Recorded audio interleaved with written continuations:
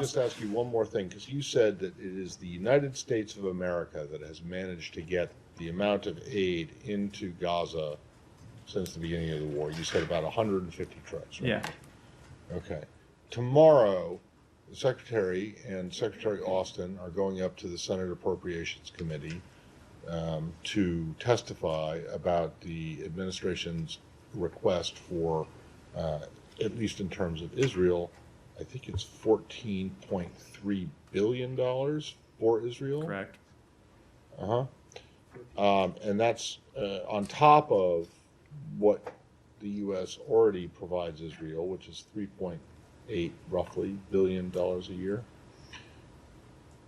How much have you pledged to Gaza aid? So we pledged $100 million already for Gaza aid, but there is a significant amount. I don't have the number at my fingertips.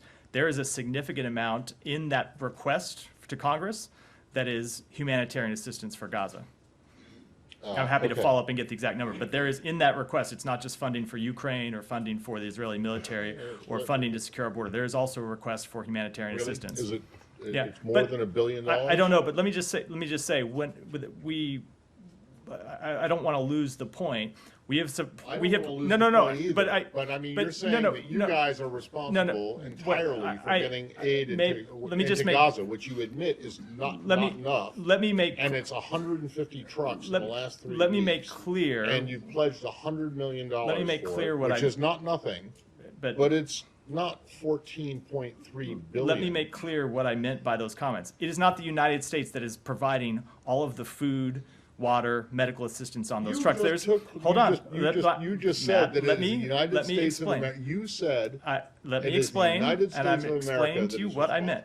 There is no shortage of countries in the region and international humanitarian networks and organizations who want to provide humanitarian assistance in. They have stepped up, and the United States has stepped up as well. They have. But I will say, what the United States was able to do is secure agreement with Israel and the government of Egypt. That has been the breakthrough that we've been able to achieve. It's not really a question, or it's not the only question of the amount of food, the amount of water on those trucks. It's getting agreement and working through the operational questions to get those in there. Okay, and that's what the United States has been able to do. Getting them in there is a priority, but it is also the amount. I don't have to remind you that you get 45 trucks in today or yesterday, and you're hoping maybe that another 45 will go in today, but there have only been 150 in the last 3 weeks, and you're giving them $100 million, and yet the Secretary and Secretary Austin are going to go up and ask for $14.3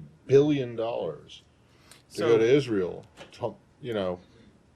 this year, on top of what the U.S. already gives them. There's humanitarian assistance also included in that package.